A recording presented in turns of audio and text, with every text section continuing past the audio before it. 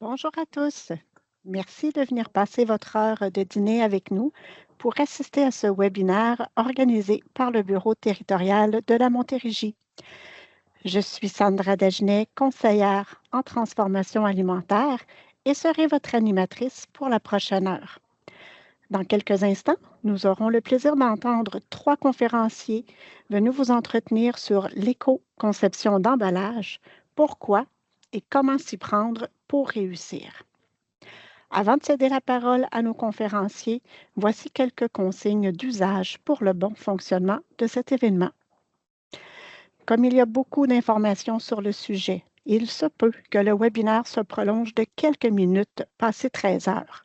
Si vous devez vous débrancher avant la fin, soyez sans crainte, il sera enregistré et disponible sur la chaîne YouTube du MAPAC. Vos caméras et vos micros sont présentement fermés. Après chacun des intervenants, un court moment sera alloué pour vos questions. Vous pouvez les écrire dans le clavardage à tout moment. Sans plus tarder, je vous présente notre premier conférencier. Monsieur Radanielina, vous pouvez ouvrir votre micro et votre caméra. C'est fait, merci beaucoup. Donc, Monsieur Paradiniela détient une maîtrise en sciences et technologies des aliments de l'Université Laval. Il a débuté sa carrière en entreprise de transformation alimentaire à l'emploi du MAPAC depuis 2017. Il a été, entre autres, coordonnateur des rappels d'aliments et de l'étiquetage. Actuellement, en tant que coordonnateur et analyste de la qualité des aliments transformés, il est responsable du suivi au niveau des enjeux en matière d'emballage alimentaire et des règlements qui y sont associés. Voilà, je vous cède la parole. Merci beaucoup, Sandra, de me laisser la parole. Je suis très heureux d'être avec vous aujourd'hui pour vous parler très brièvement du contexte réglementaire sur l'emballage. Je vais partager mon écran. Vous me direz si vous le voyez. Merci, c'est parfait. C'est parfait. Merci beaucoup. Donc, très rapidement, je vais vous présenter trois cadres réglementaires qui touchent les emballages alimentaires. L'objectif principal de ma présentation est de vous sensibiliser à ces cadres réglementaires afin que vous puissiez prendre en compte dans vos pratiques. C'est bon. Tout d'abord, les cadres réglementaires en matière de développement durable découlent ou s'inscrivent dans une optique de responsabilité élargie des producteurs ou REP. La REP est un principe selon lequel les entreprises qui mettent des produits sur le marché au Québec sont aussi tenues responsables de leur gestion en fin de vie. Ainsi, dès la conception de son produit alimentaire, une entreprise bioalimentaire doit prendre en considération la gestion en fin de vie de son emballage. Le premier règlement que nous allons regarder, c'est la modernisation du système de la consigne. C'est quoi la modernisation du système de la consigne? C'est en réalité un élargissement des contenants consignés à tous les contenants de boissons prêtes à boire de 100 millilitres à 2 litres. Son plein déploiement est attendu le 1er mars 2025. Ainsi, les contenants qui sont en métal, en verre, en multicouche ou en plastique, dans les formats qui sont ciblés par le règlement, seront dorénavant consignés. Le deuxième règlement porte sur la modernisation du système de la collecte sélective.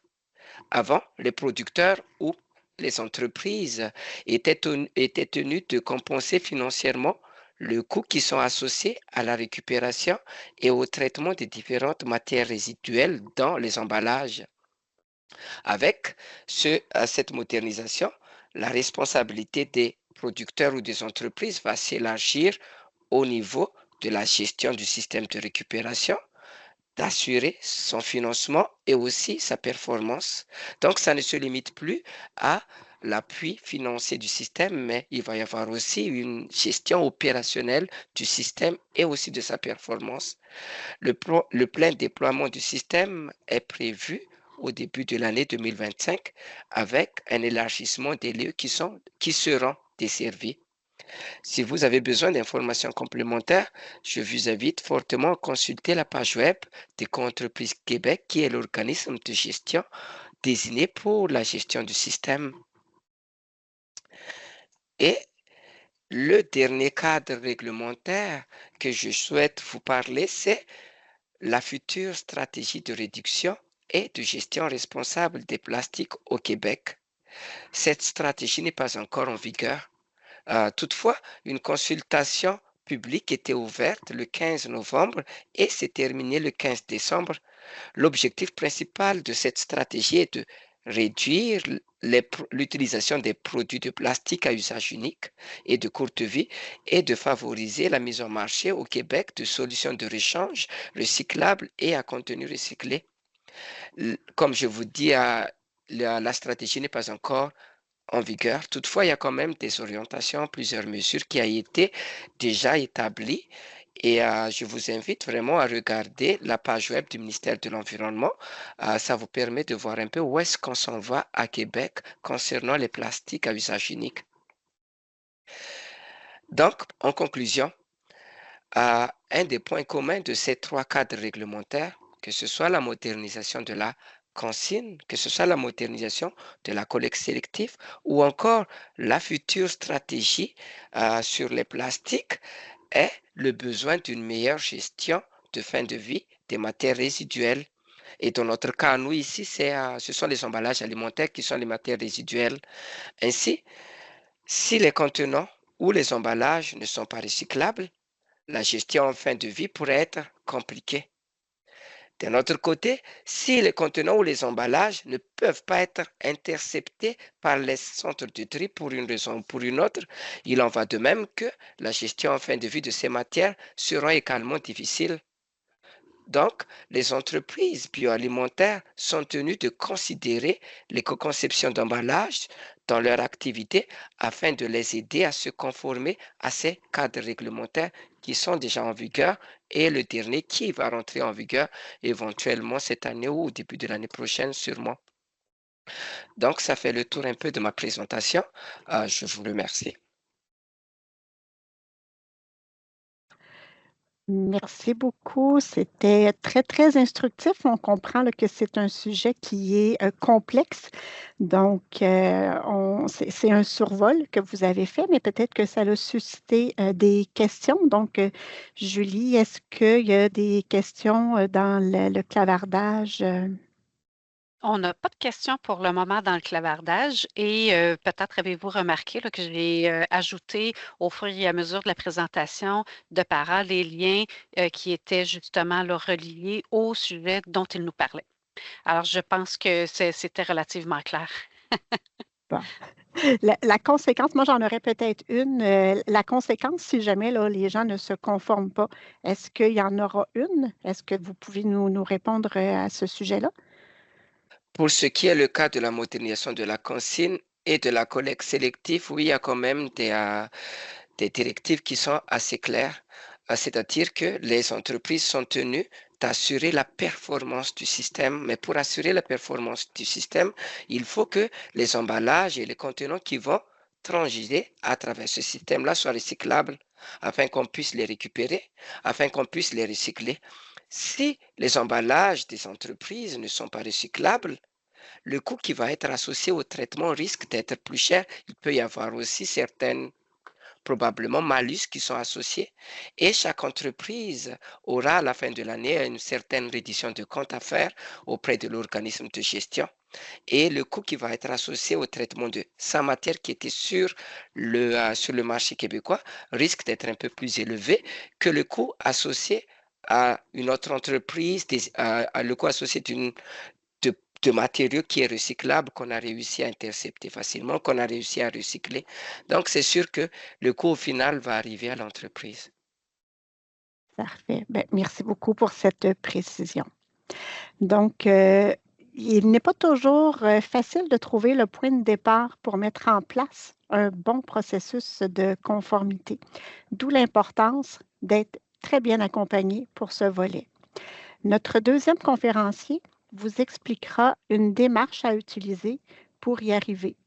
Je vous le présente sans plus tarder. Donc, M. Papineau, vous pourrez ouvrir votre micro et votre caméra, s'il vous plaît. Titulaire d'un baccalauréat en design industriel et fort de plus de 30 ans d'expérience en recherche et développement, en ingénierie d'emballage et en commercialisation de produits alimentaires, M. Papineau possède un parcours professionnel unique et reconnu à travers le Québec.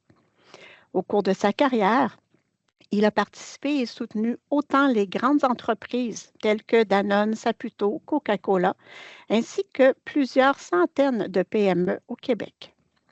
Plusieurs de ces projets avaient pour objectif le développement, l'amélioration et la commercialisation de produits, l'optimisation des procédés et techniques de conditionnement et d'emballage, la réduction des coûts, sans oublier bien sûr l'éco-responsabilité. Reconnu pour son leadership, sa créativité, sa rigueur et sa polyvalence, M. Papineau est tout désigné pour vous entretenir sur une démarche éco-responsable en emballage. M. Papineau, nous vous écoutons avec grande attention. Merci beaucoup, Sandra. Donc, je vais vous partager mon écran. Un instant même, vous me direz, je vais le mettre en mode présentation. Et voilà, est-ce que ça va? Oui, c'est parfait, merci. C'est parfait, bon, on y va. Bonjour à tous. Je vais prendre quelques minutes de votre dîner pour vous parler un peu de la démarche éco-responsable. Démarche qui est pour beaucoup de personnes un peu un long labyrinthe difficile à parcourir. Mais en fait, quand on sait quelles sont les démarches,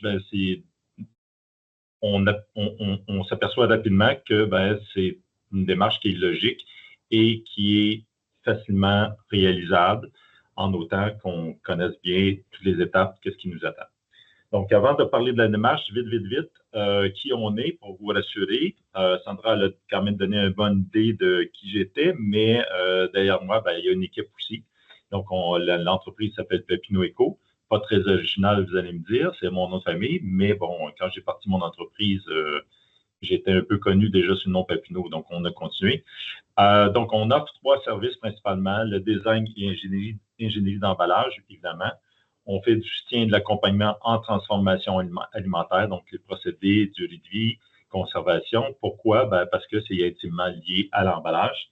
Et comme aujourd'hui, on donne beaucoup de conférences, des formations sur différents sujets, entre autres l'éco-responsabilité, le lancement d'entreprises en transformation alimentaire, les calculs de coûts de revient, etc. Okay? Évidemment, notre spécialité, c'est l'éco-emballage alimentaire.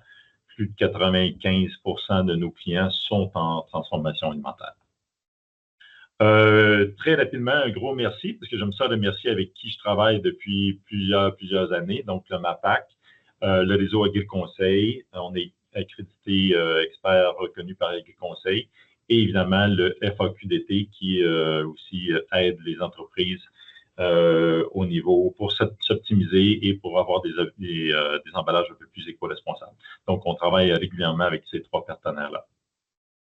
Avant de parler de la démarche à proprement dit, il faut qu'on ait au fait de certaines choses. Donc, je vous en présente 3 aujourd'hui. Normalement, dans une plus grande présentation, on en passe à peu près une douzaine, mais je vais vous présenter les 3.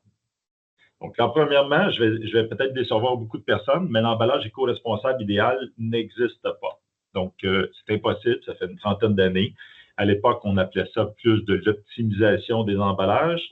À l'époque, quand je suis sorti de l'université, on parlait plus d'optimisation des emballages. Aujourd'hui, on parle plus d'éco-responsabilité. L'éco-responsabilité, c'est également de l'optimisation. Donc, ça n'existe pas. Donc, c'est souvent le contexte d'utilisation qui va changer très souvent la donne dans tout ça. Donc, si vous me demandez, Louis, je vais avoir un emballage éco-responsable, je vais tout de suite vous dire, ça n'existe pas. C'est selon votre contexte et on va prendre le temps d'étudier votre contexte puis d'arriver à une solution. Le deuxième fait, c'est que dans la grande majorité des cas, il n'y a pas de mauvais emballage. Il y a seulement des mauvaises utilisations. Donc, que ce soit vous voulez lancer une poutine dans un restaurant qui est dans un centre-ville, ben, la poutine dans une barquette en plastique peut très bien fonctionner, alors que la même barquette dans un rang où est-ce qu'il n'y a pas de système de récupération, ben là, on va pas opter pour la barquette en thermoplastique, en plastique. Donc, ce n'est pas nécessairement le matériel. En fait, c'est tellement vrai que dans la définition de l'éco-responsabilité, on ne parle pas de matériaux. Et on parle seulement d'être en mesure de donner aux générations futures le même service ou les mêmes produits qu'on va avoir. Okay? Donc, l'éco-responsabilité, ce n'est pas directement relié ou automatiquement relié, je dirais mieux, au matériel. Donc, c'est vraiment par rapport au contexte d'utilisation. Le troisième fait, c'est le poids est sur nos épaules. En fait, il est sur vos épaules, les transformateurs. Selon un indice, un sondage d'Ernst & Young, 69% des consommateurs estiment qu'il appartient à vous, les entreprises, ou à moi, l'entreprise aussi, de résoudre les enjeux liés au développement. Donc, c'est clair que il ne faut pas s'attendre du consommateur de lui de faire des choix ou d'avoir une vision éco-responsable. Premièrement, souvent, elle est très faussée, sa vision. Donc, c'est à nous de faire les bons gestes. Donc, on a beaucoup de poids sur nos épaules. Si je remonte à 10-15 ans en arrière, dans ma carrière, ben, ce chiffre-là, ça aurait été peut-être 5%. Même, on n'a même pas parlé d'éco-responsabilité il y a 20 ans. On aurait parlé d'optimisation. On aurait commencé à peine à parler de ça. Là, aujourd'hui, on a beaucoup de poids sur nos épaules, les transformateurs. Puis en plus, avec ce que Tara a dit un peu plus tôt, ben, on la réforme, la collecte sélective, les récupérations, ben, ça nous met beaucoup de charges sur les épaules. Le bon côté, c'est que c'est un bon moment aujourd'hui de le faire parce qu'il existe des aides financières que une de mes collègues va vous parler un peu plus loin, le FAQDD. Donc, c'est le temps d'en profiter. Et je vous dis pas, ça, c'est pas nécessairement pour que vous travaillez avec moi, c'est la réalité, c'est quelque chose qui passe en ce moment, il ne faut pas lâcher. Donc, c'est quoi la bonne démarche? Tout le monde me dit, écoute, c'est quoi la bonne démarche? Par où je commence? Ben, premièrement, il faut avoir une stratégie, la stratégie générale. Puis, je vais la diviser en 4 grands points. Okay? Après ça, on va aller un petit peu plus de façon précise. Tout le monde pense qu'ils ne sont pas éco-responsables. Beaucoup de gens pensent qu'ils mettent un produit qui n'est pas éco-responsable parce qu'il est en plastique, par exemple. Et ça vient souvent sur la table. Ah, j'ai un truc, j'ai un contenant, il est en plastique, il n'est pas éco-responsable, etc.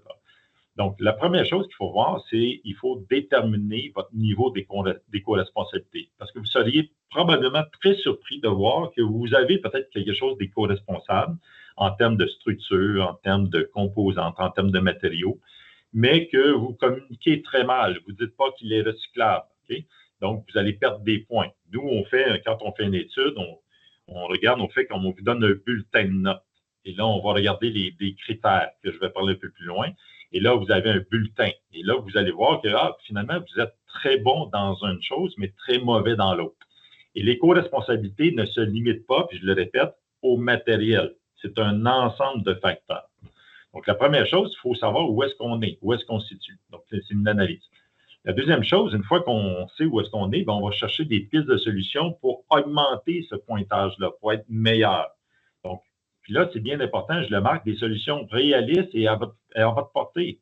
Il ne faut pas changer le monde, OK? Il ne faut pas essayer d'avoir l'emballage parfait et co-responsable. Ça n'existe pas. Donc, ce sont des petits pas qui vont nous mener vers quelque chose de mieux. Et chaque petit pas est important en éco-responsabilité. Donc, si vous changez peut-être simplement le format de votre emballage, vous le réduisez de 10%, c'est déjà, sans changer la matière première, c'est déjà de l'éco-responsabilité. Okay?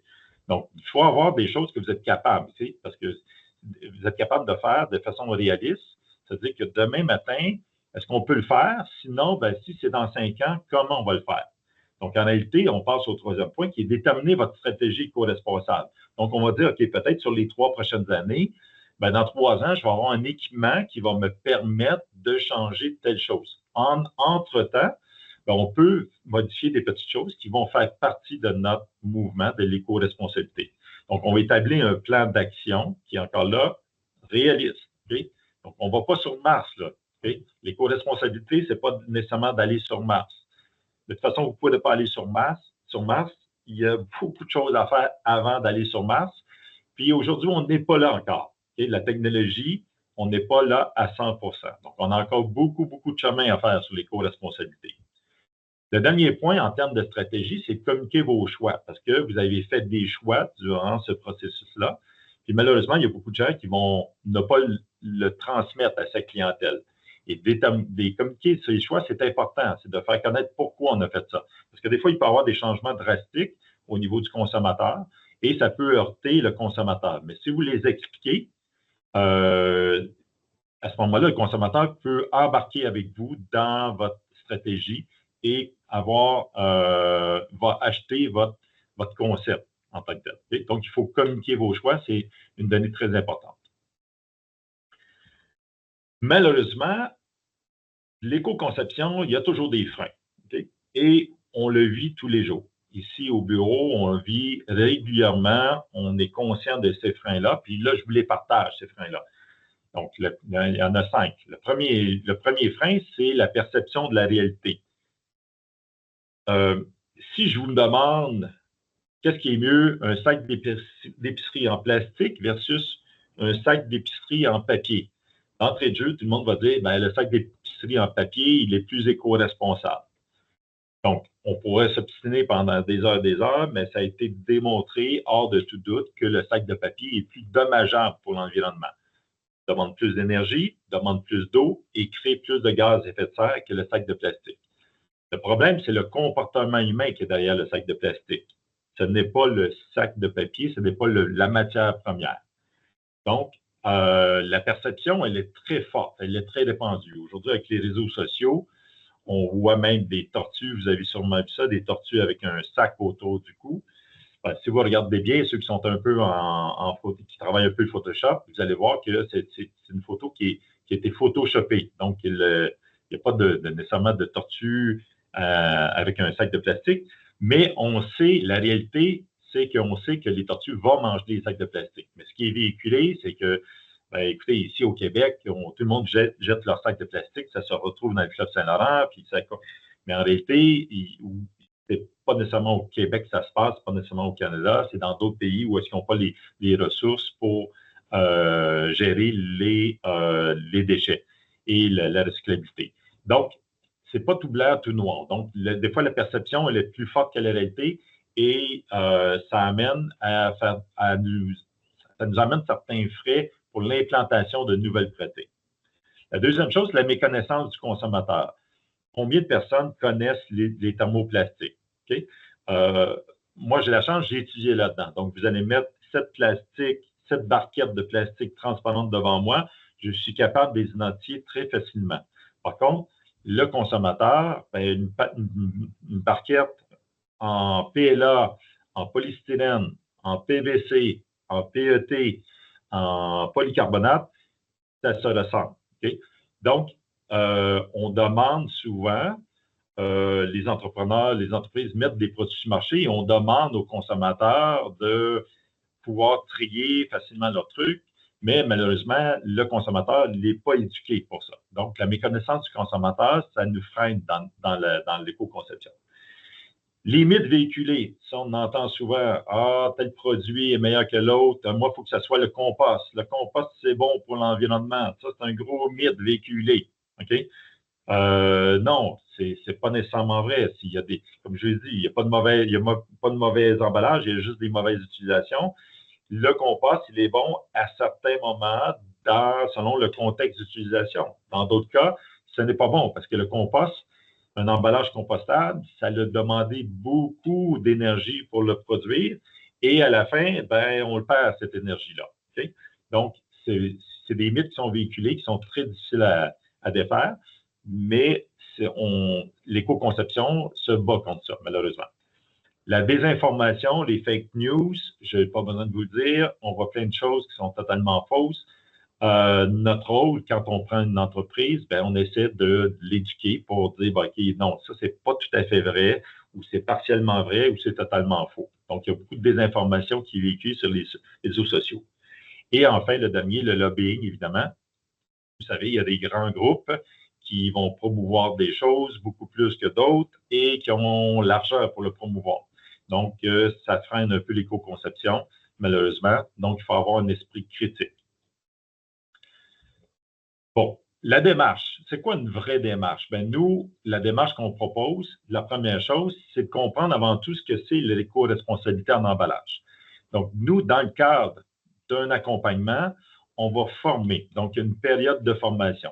Idéalement, c'est quand on fait des coop, c'est fantastique. Puis je pense qu'Amélie du FAQDD va vous en parler un peu plus tôt. Des coop d'entreprise, c'est fantastique parce qu'on rassemble toutes les entreprises et on fait une formation qui dure à environ 4 heures de temps. Donc, pendant 4 heures de temps, on vous parle de l'éco-conception. C'est quoi? On va laisser tomber tous les tabous, on va laisser tomber la désinformation, et là, on va laisser tomber tout ce qui nous freine, puis on va vous dire la réalité, la vérité. Des fois, la réalité n'est pas nécessairement aussi belle que vous le pensez. On est très transparent. L'éco-responsabilité, ce n'est pas quelque chose de facile, mais on peut y arriver par petits bouts, puis il y a des petits gestes qui sont importants. Donc, la première chose, c'est d'avoir une formation, de comprendre c'est quoi l'éco-responsabilité pour éliminer justement tous les petits tabous qui sont autour. La deuxième chose, c'est d'analyser, déterminer votre niveau d'éco-responsabilité que je parlais tantôt. Donc, où est-ce que vous êtes situé? Peut-être que vous faites des choses très, très bien, que finalement, tout ce qui va rester à faire, c'est de communiquer. On va vous donner des outils pour communiquer, mais ça, c'est la première chose. Il faut déterminer où est-ce que vous êtes rendu. Okay? La troisième chose, c'est qu'on va trouver des solutions par rapport à 4 grands critères en éco-conception que je vais parler dans 1 minute. La quatrième chose, c'est d'établir votre plan d'action. Okay, comment on fait pour arriver à ce qu'on veut arriver? Donc, c'est vraiment établir un plan d'action concret, puis encore là, réaliste. Et enfin, en dernier, ben, si vous en avez besoin, ben, on va vous soutenir dans l'implantation parce que des fois, la personne n'a pas de ressources, n'a pas le temps ou n'a pas les connaissances. Donc, à ce moment-là, on va vous aider dans cette implantation-là. Mais ce qu'on vous remet à la fin, ben, c'est un plan d'action concret avec des noms, des fournisseurs, des solutions vraiment très concrètes et réalistes. Les 4 grands critères d'éco-conception qu'on va regarder quand on optimise, quand on va améliorer votre projet, ben, je vais les passer. L'approvisionnement. Bon, l'achat local, on parle beaucoup d'achat local. Vous gagnez des points si vous êtes en achat local. Est-ce que vous avez du contenu recyclé? Est-ce que vos fournisseurs ont des certifications environnementales déjà? Est-ce que les valeurs, les pratiques de vos fournisseurs sont en corrélation avec ce que vous attendez de lui? Okay? Donc, l'approvisionnement, c'est quelque chose, c'est un des critères qu'on regarde. Est-ce que c'est local, régional, national, international? Et il ne faut pas avoir peur. Des fois, c'est international parce que nous n'avons pas le choix. Okay? Des bouteilles en verre, si vous voulez avoir une bouteille un peu spéciale, vous n'avez pas le choix. Si vous voulez chercher un prix, vous n'avez pas le choix. Okay? Donc, il ne faut pas essayer de changer ça. On n'a pas le choix. Aujourd'hui, on n'a pas le choix. Dans 5 ans, ça peut être différent, mais nous, on vous montre la réalité. Donc, pas parce que vous vous approvisionnez à l'international que vous avez nécessairement un emballage qui n'est non éco-responsable. Okay? La deuxième chose, la conception optimisée. Bon, on va regarder, avez-vous le bon matériau, la quantité adéquate? Peut-être que vous êtes fait du suremballage. Est-ce que vous avez le bon procédé de conditionnement aussi? Est-ce que vous emballez à chaud, à froid? Peut-être que vous pouvez sauveter une étape qui va vous permettre d'utiliser un matériel qui est moins dommageable pour l'environnement. Est-ce qu'il est fait en monomatière? Est-ce qu'il est multifonctionnel? Est-ce qu'on peut s'en servir? Un pot de yogourt de 650 grammes, bien, qui n'a pas utilisé son pot de yogourt pour mettre de la sauce spaghetti dedans? Chaque fois que je pose la question lors de mes conférences, ben, j'ai jamais personne qui a levé de main pour dire qu'il n'utilisait pas son pot de yogourt pour mettre de la sauce spaghetti. Okay? Donc, ça, c'est un outil multifonctionnel, un emballage multifonctionnel. Est-ce qu'on peut y donner cette caractéristique-là? Propriété barrière respectée. On sait très bien que l'emballage, ce n'est pas le plus grand créateur de GES. C'est le gaspillage alimentaire qui l'est. Ça a été documenté. Ben, qu'est-ce qui crée le gaspillage alimentaire? C'est souvent le mauvais emballage, les mauvaises barrières. Beaucoup trop d'oxygène, beaucoup trop d'humidité qui rentre. Okay? Il n'y a pas l'emballage adéquat. Donc, il faut regarder ça. Puis les contraintes liées au transport aussi. Donc, il y a des fois, l'emballage, il faut qu'il soit, on ne va pas parler de suremballage, mais il faut éviter que l'emballage arrive endommagé, parce que si on arrive endommagé en transformation alimentaire, ça veut dire perte alimentaire, ce qui veut dire création de gaz à effet de serre supplémentaire. Donc, on va regarder la conception. Donc, c'est sûr que pour vous, c'est un peu plus complexe, ça, mais pour nous, c'est notre day-to-day, la conception, que ce soit nous ou d'autres spécialistes en conception, ils vont regarder ces points-là. Le troisième point, c'est gestion de fin de vie. Qu'est-ce qui arrive avec votre emballage? Est-ce qu'il va être réutilisé? Est-ce qu'il va être recyclé, composté ou mis au déchet? Parce qu'un emballage, oui, heureusement ou malheureusement, un emballage est éco-responsable, peut être mis au déchet. Ce n'est pas nécessairement automatiquement dit qu'il doit être recyclé. Il peut être mis au déchet parce que c'est la meilleure façon de s'en disposer qui va être le moins dommageable pour l'environnement. Okay? L'objectif, évidemment, premier, c'est qu'il soit recyclé, recyclable. Mais des fois, on n'a pas le choix, c'est des contraintes techniques. La dernière, qui, à mon sens, qui est une des plus importantes, parce qu'on fait déjà, vous faites probablement déjà des bonnes choses, malheureusement, vous ne le communiquez pas. Donc, la communication, il faut qu'elle soit simple, concise, il faut qu'elle soit vérifiée et validée. En même temps, vous allez pouvoir montrer les avantages concurrentiels, qui est de plus en plus un facteur important d'achat, un critère d'achat. Et ça fidélise votre clientèle aussi, parce que vous utilisez l'économie circulaire, par exemple. Donc, la communication, il faut le dire. Et l'emballage, c'est un bon moyen de communiquer. Je sais, vous allez me dire, écoutez, on est limité, on a une petite étiquette, etc. Oui, mais on peut très bien faire en sorte que la communication se retrouve sur votre site web aussi. Il y a d'autres moyens de communiquer. Mais je pense que c'est important de communiquer. En terminant, je vous rappelle qu'aujourd'hui, il y a des aides financières. Amélie, qui va me suivre, va vous parler du fonds EcoLida.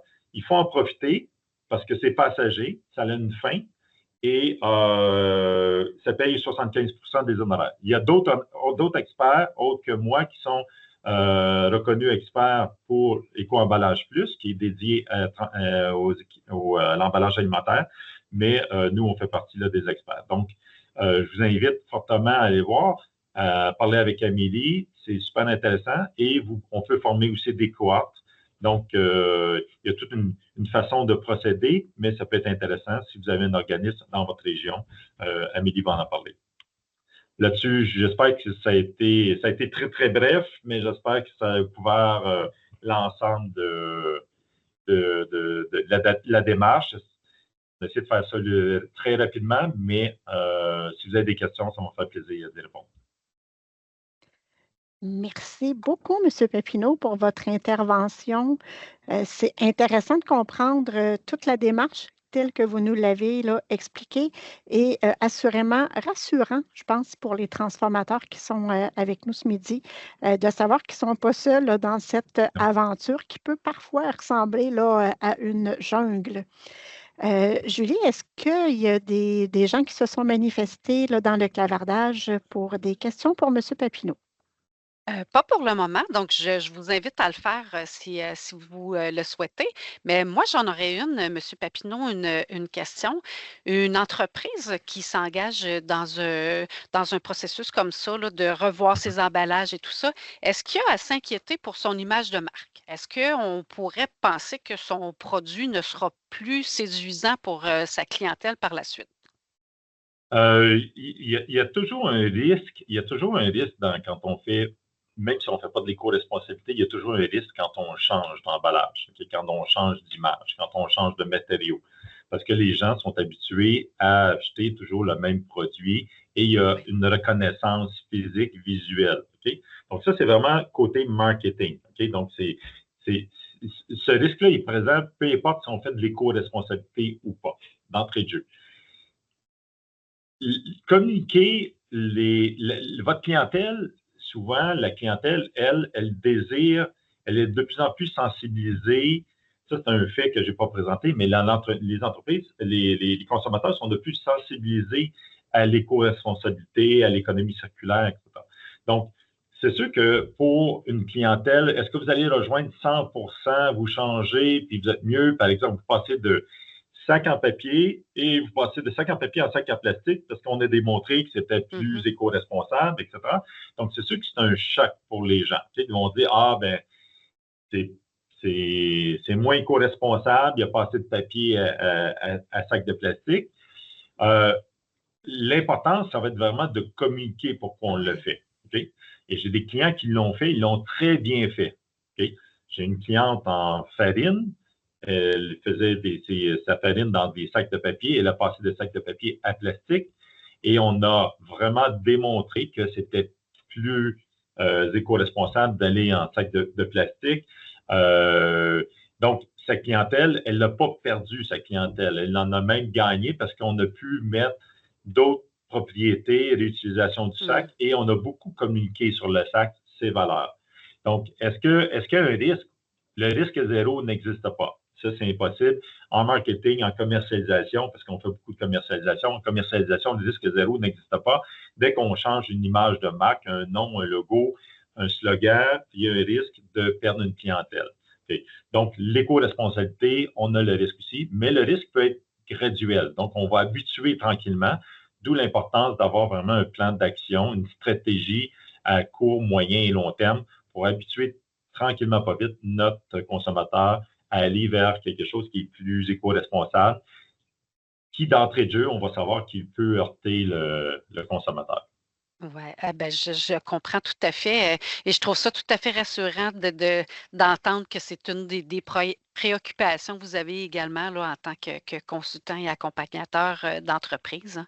Je pense que ça aide beaucoup.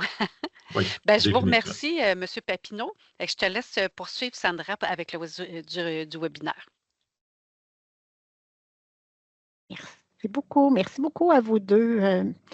Donc, pour continuer le webinaire, là, maintenant que nous connaissons mieux le contexte réglementaire et la démarche à appliquer, il est temps d'en apprendre davantage sur le programme de soutien à l'éco-conception d'emballage et de contenants dont M. Papineau faisait mention plus tôt. Pour ce faire, permettez-moi de vous présenter Mme Amélie Saint-Laurent-Samuel. Titulaire d'une maîtrise en sciences forestières, elle a travaillé au Service canadien des forêts, puis au ministère des Ressources naturelles et de la faune. Elle a ensuite rejoint l'équipe de Nature Québec, où elle a contribué activement à faire reconnaître le chauffage à la biomasse forestière résiduelle comme outil de lutte contre les changements climatiques et de développement économique. Dans ce cadre, elle a été amenée à réaliser des activités de communication et de développement des affaires aux quatre coins du Québec ainsi qu'à l'international. Depuis 2019, elle met à contribution son expérience en mobilisation de réseaux professionnels afin de permettre au Fonds d'action québécois pour le développement durable, vous comprenez pourquoi on utilise l'acronyme FAQDD, de créer de nouveaux partenariats et des projets structurants, ainsi que de faire rayonner ses succès. Madame Saint-Laurent-Samuel, la parole est à vous. Merci beaucoup, c'est super gentil. Maintenant, je passe au glorieux test du partage. Vais-je réussir? Vais-je pas réussir? Ben oui, je vais réussir, voyons donc. Hop! Hein? On a confiance voilà. en toi? Réussi. C'est fait. Voilà, pas de problème. Alors, bonjour à tous. Je suis contente d'être là aujourd'hui. Comme vous avez pu voir, le monde de l'éco-conception d'emballage, c'est un monde, je dirais, extrêmement intéressant. C'est un monde qui comporte ses défis. Je pense que Para l'a bien expliqué d'entrée de jeu. Il y a des défis au niveau réglementaire, des choses qui sont là présentement, des choses qui sont à venir. En fait, assurément, on sent qu'il y a une pression qui s'en vient, qui est là pour les entreprises de transformation alimentaire. On sait qu'elles en ont déjà beaucoup, mais c'est quelque chose qui s'ajoute clairement à leur réalité. D'un autre côté, la bonne nouvelle, c'est qu'il y a des démarches qui sont possibles, qui sont connues. Mais encore une fois, ce qu'on comprend très bien par le message que Louis a véhiculé, c'est qu'il y a une complexité. C'est un monde qui est encore une fois intéressant, complexe, qui comporte plein d'opportunités, je pense, pour les entreprises de transformation alimentaire qui seront proactives justement pour se démarquer.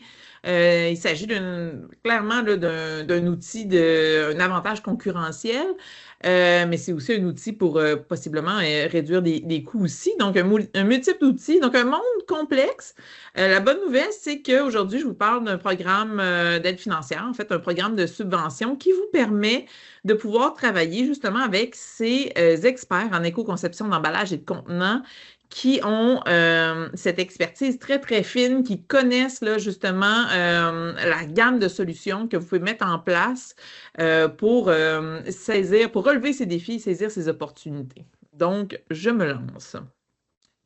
Donc, Éco-emballage plus, en bref, qu'est-ce que c'est? C'est une initiative qui est administrée par le FAQDD et puis qui est appuyée financièrement par le MAPAC. C'est une belle enveloppe, un programme généreux de 16,5 millions de dollars qui cible spécifiquement l'éco-conception d'emballage et alimentaire et de contenants de boissons. Puis, on est vraiment dans le recyclable. Donc, ça, c'est un mot-clé de ce programme. Et l'objectif de tout ça, c'est, comme on le disait, d'appuyer la transition des entreprises bioalimentaires, notamment vers le système de la consigne et le système de la collecte sélective modernisée. Donc, effectivement, c'est un défi supplémentaire, mais nous, on veut vraiment arriver dans un objectif de dire, il y a des solutions, puis on va vous aider à aller les chercher, tout simplement. Et comme je disais, c'est un programme généreux là, qui permet d'aller chercher jusqu'à 75% des dépenses admissibles que je vais vous présenter. Donc, je le redis parce que les programmes, il y a plein de sujets dans l'existence. Un programme d'aide financière, c'est intéressant. La finalité est intéressante, mais parfois le sujet est un peu rébarbatif. Vraiment, là, je veux vous redire là, que ce programme-là a pour objectif d'aider les entreprises qui font des activités de transformation alimentaire. Ça va assez large. Donc, ça peut être aussi des activités de production alimentaire, mais avec notamment du conditionnement, du lavage d'aliments. Donc, ces entreprises-là, aller chercher une subvention pour qu'elles puissent engager un expert qui est spécialisé dans toutes ces questions-là d'éco-emballage, d'éco-consommation d'emballage et de contenants recyclables. Donc, c'est vraiment le but avec ce programme-là, c'est d'aller chercher de l'aide financière pour travailler avec un expert qui va vous faciliter la vie, tout simplement.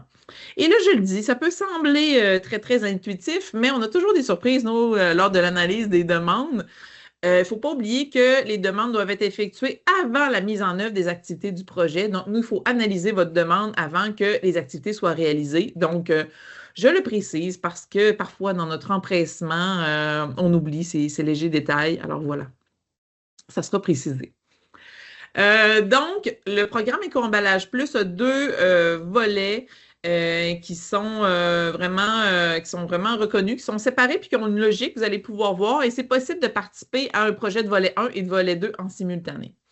Donc, le programme, le volet 1, c'est un volet assez classique. Donc, c'est vraiment une entreprise en transformation alimentaire ou qui a des activités de transformation alimentaire qui décide de choisir un expert qui sera sur le répertoire d'Éco-emballage plus, j'en parlerai un petit peu plus tard, et vraiment en se disant, bon, mais moi, je travaille avec cet expert pour travailler sur mon éco-conception d'emballage, je dépose mon projet avec l'offre de service de l'expert, et voilà, le projet est analysé et il y a possibilité d'aller chercher jusqu'à 75% des dépenses admissibles en subvention. C'est un volet qui propose un dépôt en continu. Donc, autrement dit, demain matin, vous êtes heureux, vous avez trouvé enfin solution à tous vos problèmes, j'en doute pas un instant. Vous pouvez déposer dans le volet 1 Éco-emballage plus, il n'y a aucun problème. Même chose pour demain ou après-demain d'ailleurs. Ensuite, pour le volet 2, c'est la même logique. La logique est toujours d'aider les entreprises à travailler avec un expert. Ce qui est un peu différent, c'est qu'on travaille vraiment sur des enjeux communs et transversaux. Donc, autrement dit, on veut réunir plusieurs entreprises qui ont un enjeu commun. Ça peut être le même produit, le même type d'emballage, la même réalité géographique, notamment. Donc, vraiment des choses qui vont faire qu'il y a une logique à faire travailler les entreprises ensemble. Et il y aura un coordonnateur de cohorte, un demandeur, là, qui va vraiment avoir cette responsabilité-là de réunir des entreprises, de trouver le ou les bons experts et de faire le lien entre l'expert et les entreprises pour que tout le monde puisse bénéficier de ces services.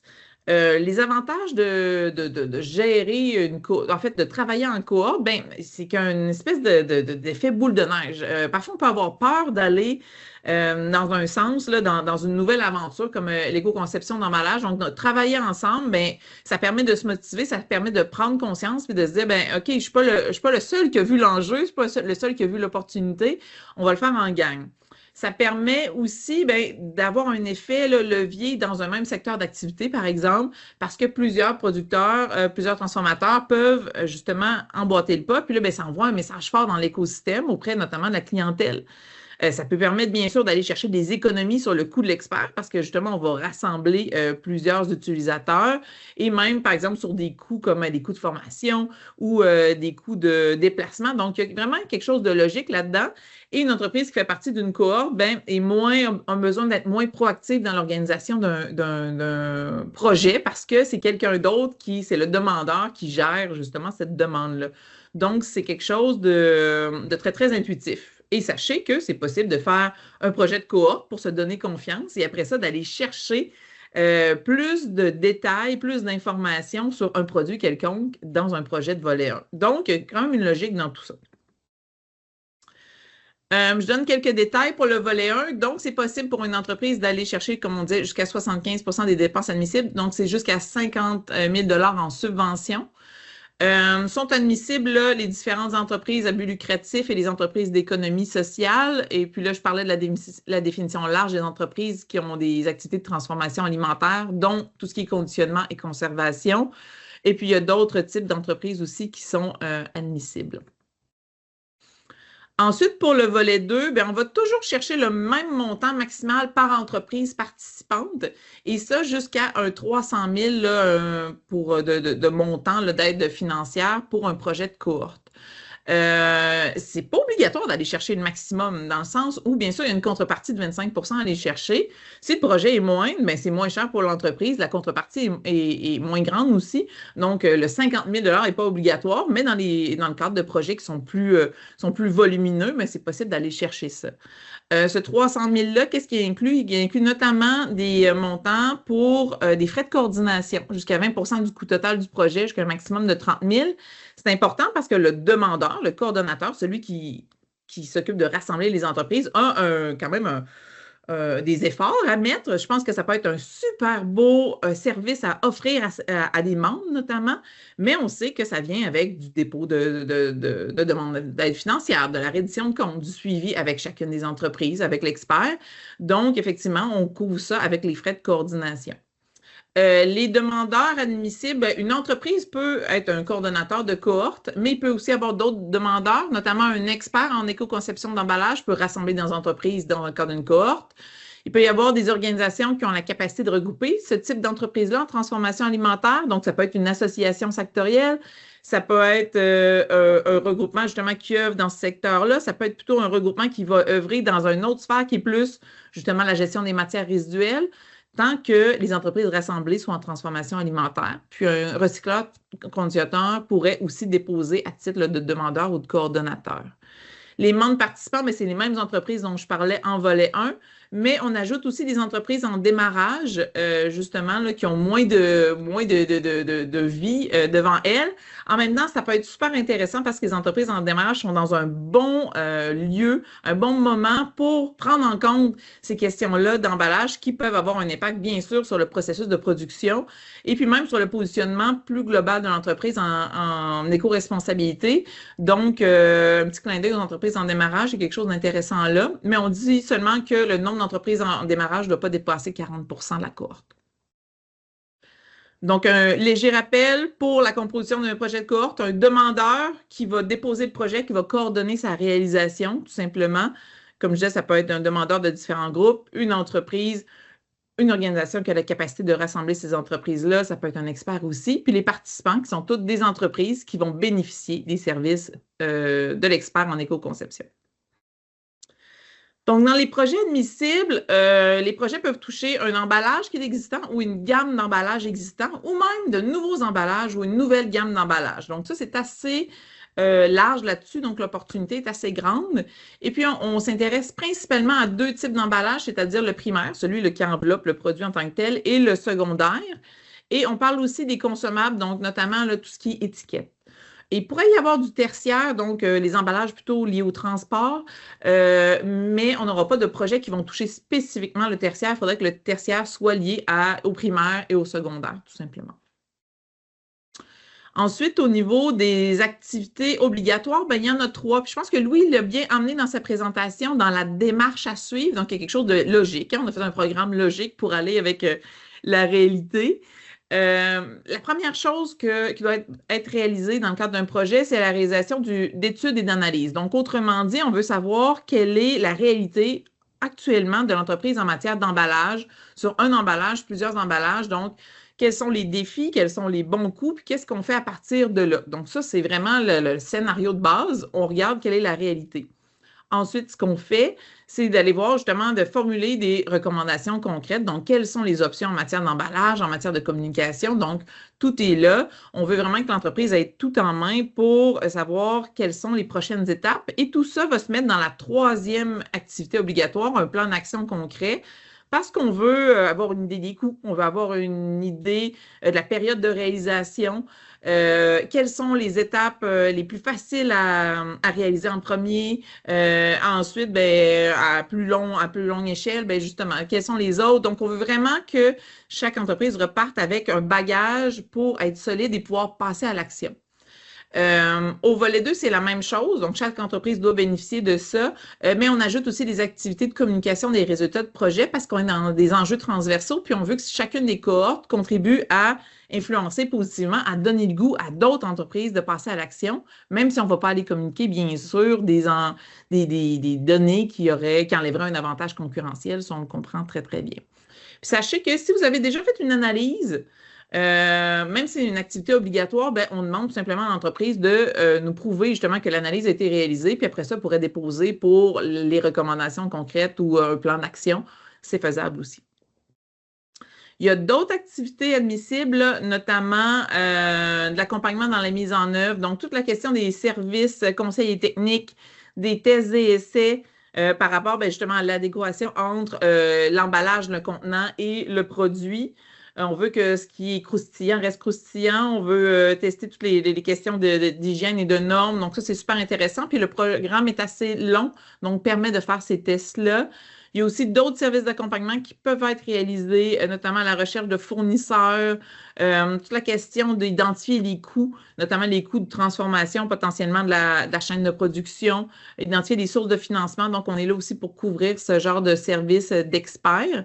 Et puis, ce qu'on dit tout simplement, c'est qu'en volet 2, on va beaucoup moins loin dans ces activités-là parce que on va pas, tu sais, quand on souhaite qu'une entreprise souhaite aller chercher vraiment très, très précisément des tests, des essais sur un emballage, bien là, on le fait passer tout simplement au volet 1 parce qu'il est plus approprié pour ça. On continue. Les avantages du programme, mais je pense que vous l'avez bien compris, mais il permet de faciliter l'accès à une technologie, une innovation dans le domaine qui est quand même encore peu connue, mais en même temps que la pression est très, très grande du milieu pour passer à l'action et les entreprises à modifier concrètement leur emballage et contenants alimentaires recyclables pour aller chercher là, cette adéquation-là avec le système de collecte sélective et de consigne québécois, donc modernisé, donc de répondre aux enjeux que Para a mentionnés précédemment.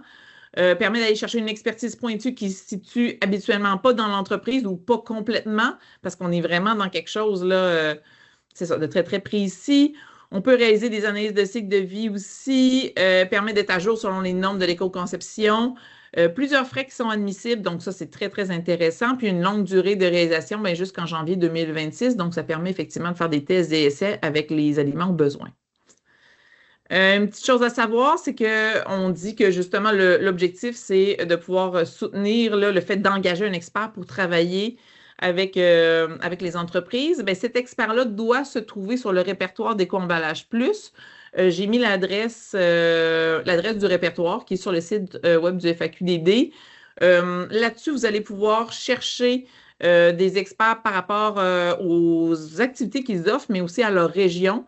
Donc, c'est assez intéressant. Et sachez que si votre expert n'est pas là, bien, il est toujours temps qu'il s'inscrive pour qu'il soit admissible à ce programme-là. Donc, ce n'est pas limitant du tout. Nous, on reçoit les demandes, c'est possible de s'inscrire en ligne et puis notre équipe va tout simplement valider. Ce n'est pas une certification d'expert, mais ça nous permet de voir que, bien, au moins ceux qui sont là ont les compétences de base pour pouvoir vous aider à atteindre vos objectifs, tout simplement.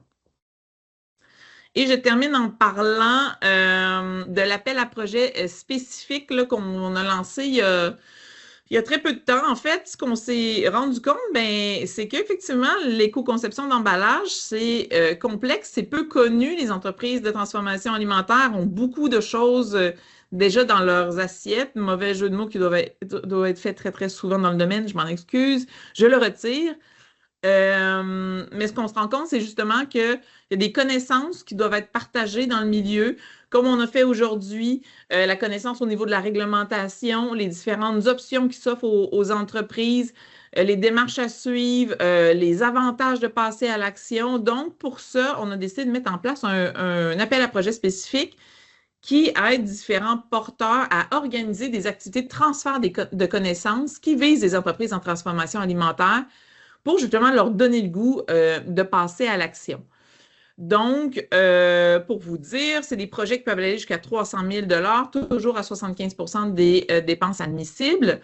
Ça sera fait en dépôt en continu là, et les projets devront être complétés au plus tard le 15 novembre 2025. Donc, ça va assez vite. On parle d'une année de réalisation. Donc, si vous avez de l'intérêt, je vous encourage à nous contacter très, très rapidement pour pouvoir déposer un projet et le mettre en action.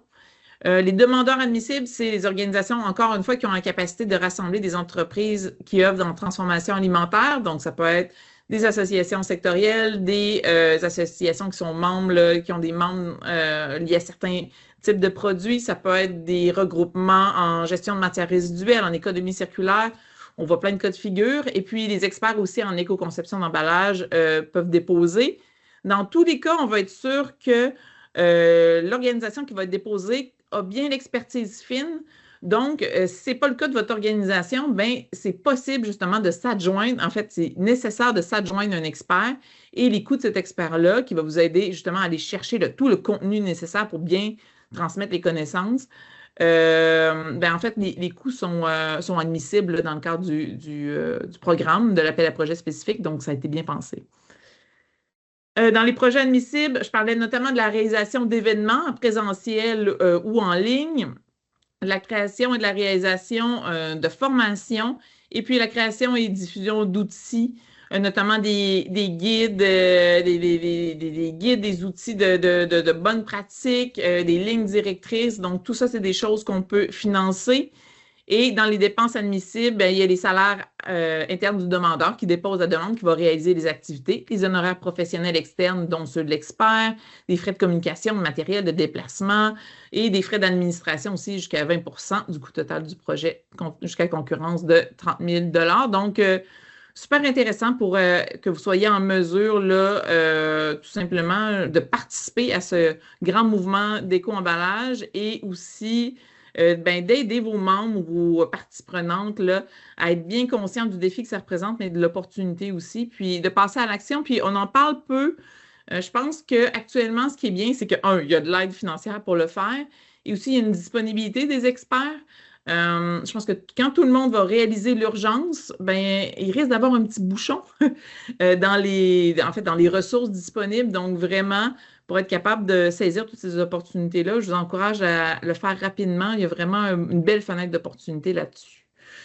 Et j'arrête de parler. J'ai parlé beaucoup. En fait, ce que j'ai envie de vous dire, c'est d'aller voir notre site web. Et sur notre site web, il y a un lien Booking, donc avec lequel vous pouvez prendre rendez-vous avec un de nos analystes, une de nos analystes là, dans ce cas-ci, qui va pouvoir répondre à toutes vos questions sur le cadre des différents volets, sur les critères, sur les outils de dépôt.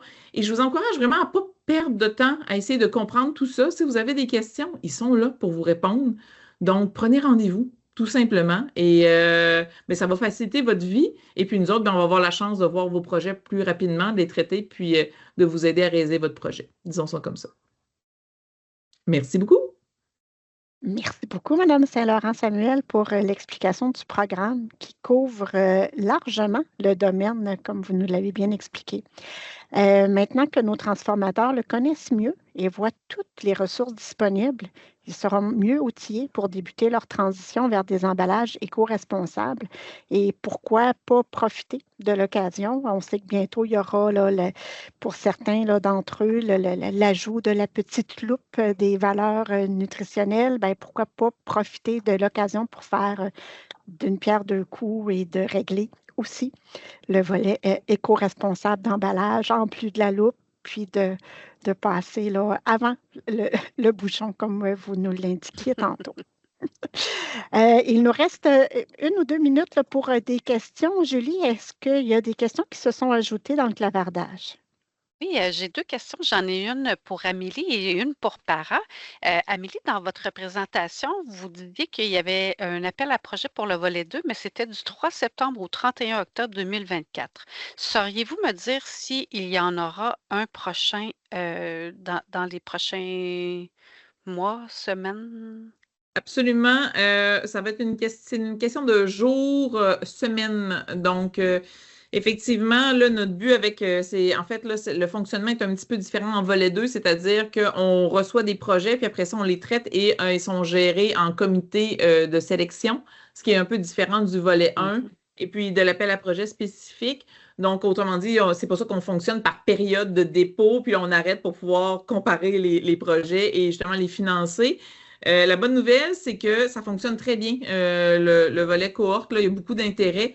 Donc, on a tout avantage, nous autres, à réouvrir. Donc, c'est une question de temps. L'équipe est là-dessus, mais d'ici les 2 prochaines semaines, là, je vous encourage à regarder ça parce que ça va être de retour, tout simplement. Merci beaucoup, Amélie. J'ai partagé chacun des liens, là, donc je pense que tout le monde va être en mesure de pouvoir aller voir sur votre site régulièrement ou appeler encore une fois vos conseillers régionaux qui pourront vous accompagner dans ça. Deuxième Avant, question. Ah, Oui, allez-y, j'ai Julie? même une réponse plus précise. Est-ce que Oh, vous voulez ma réponse plus précise? Ah, je suis tellement. désolée, j'ai coupé parce que je l'ai posée dans le chat à mon équipe. Dès la semaine prochaine, et l'appel sera du 18 novembre au 31 janvier 2025. Voilà. Excellent. Est-ce que je pourrais poser une question à Amélie, Julie, puis tu Ben oui. pourrais me transmettre la question de nos auditeurs tantôt? J'ai une petite question pour toi, Amélie. Une entreprise a déjà modifié son emballage et on sait que quand on modifie l'emballage, supposons que c'est pour d'autres raisons, il change la liste des ingrédients, il change le tableau de valeurs nutritives. Du coup, tu es obligé d'aller faire imprimer ton emballage, il y a des coûts associés à cela. Puis il l'a déjà fait récemment. Puis ils ont payé quand même un coût qui sont associés au niveau marketing et impression.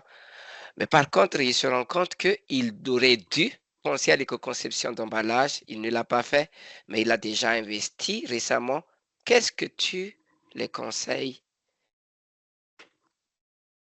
Ben, la bonne nouvelle, puis parents, merci de m'ouvrir la porte. Elle est brillant, cet homme. On est bien chanceux là, dans la sphère d'éco-conception d'emballage. Il y a des gens brillants. En fait, un élément dont je peux vous parler, c'est que dans quelques jours, le temps d'intégrer tout ça à notre guide du demandeur, il y aura effectivement de nouvelles dépenses qui seront admissibles dans le cadre du volet 1.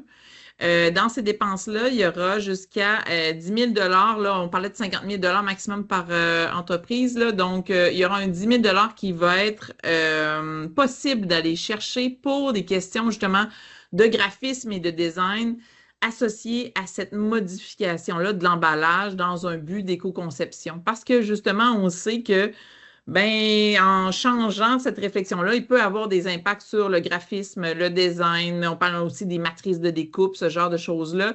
Donc, c'est un ajout qu'on va faire parce qu'on sait qu'il y a des coûts qui sont associés, puis on veut vraiment faciliter le passage à l'action des entreprises. Donc, quand il y aura dépôt d'un projet, ça sera possible là, d'ajouter clairement des dépenses à ce niveau-là. Donc, je pense que c'est un plus. Et j'en profite aussi pour dire qu'il y aura un ajout par rapport aussi aux analyses microbiologiques. Comme on disait, tester un nouvel emballage, c'est toujours la question entre l'adéquation entre le contenant et le contenu. Les analyses, c'est important. Souvent, ça se fait en laboratoire externe, donc c'est aussi des frais qu'on va couvrir sous peu. Donc, nous, on va faire des publications à ce niveau-là, mais sachez que d'ici, là, encore une fois, la prochaine semaine, ça sera des nouvelles dépenses qui seront admissibles. Donc, encore une fois, on est toujours en amélioration continue de programme. Puis le but, c'est de vous aider. C'est vraiment ça notre objectif. Donc, c'est pour ça qu'on fait des petits ajustements. C'est un magnifique ajout, vraiment. Je pense que tout le monde va être satisfait là, avec ces améliorations-là dont vous venez de parler, Amélie. Merci beaucoup de les avoir précisées. Merci à La Para. dernière, La dernière question qu'on a, justement, c'est pour Para. C'est une question de M. Blanchet qui demande qu'est-ce que le transfert du système de la collecte sélective implique pour les transformateurs? Dans le fond, comme j'ai dit tantôt, actuellement, ben, avant, les transformateurs, les entreprises étaient responsables de compenser financièrement le coût qui sont associés à la collecte sélective, c'est-à-dire la municipalité va aller chercher ramasser les bacs bleus, il y a des coûts de transport, il y a des coûts de triage, il y a des coûts qui au niveau du traitement aussi, il y a aussi un certain revenu au niveau de la vente. Au final, une fois la reddition de comptes financiers terminée, l'organisme de gestion, lui, il transfère les coûts par entreprise. Ça, c'est ce qui était avant. Mhm. C'était juste, ça s'est limité uniquement au niveau financier.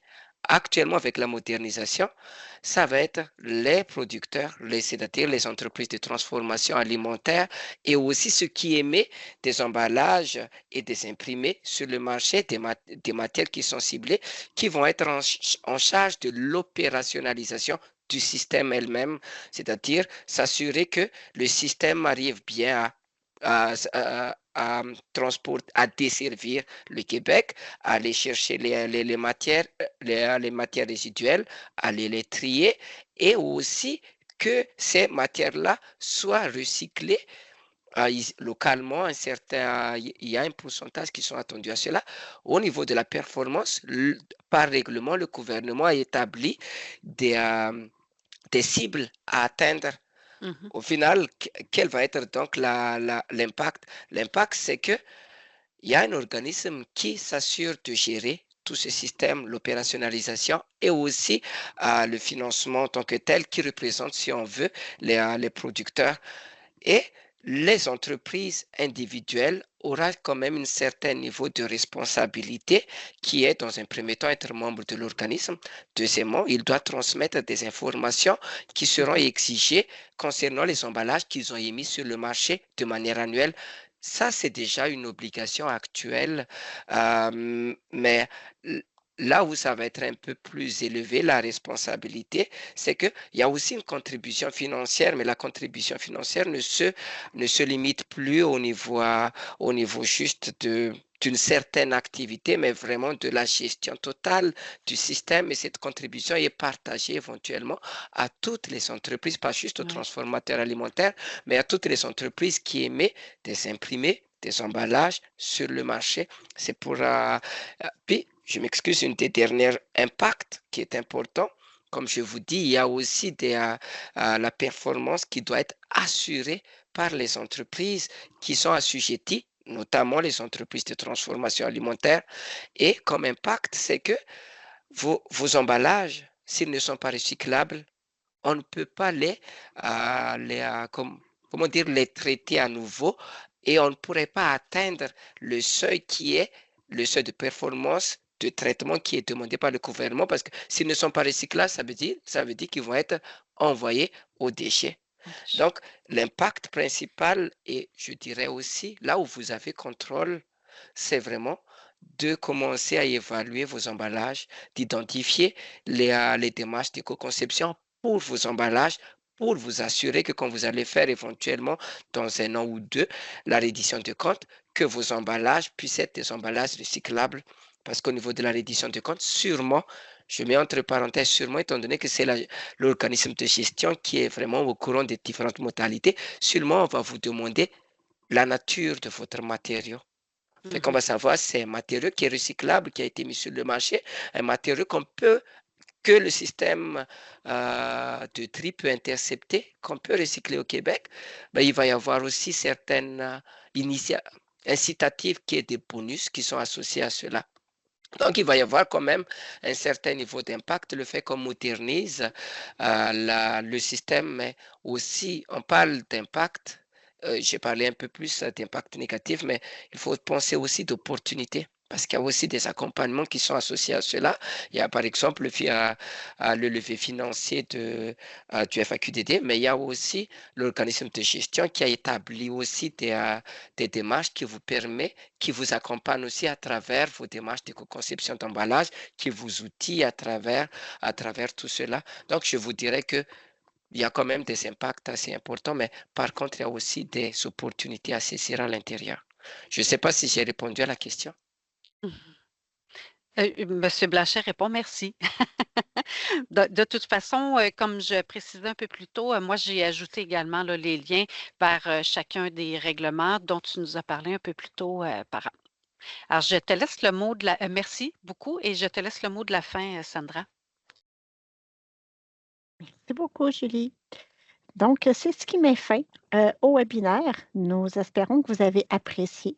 Au nom du comité, je remercie nos 3 conférenciers pour le temps et les informations très pertinentes transmises lors de cette rencontre. Sur ce, nous vous souhaitons un bel après-midi et nous vous disons à bientôt. Au revoir.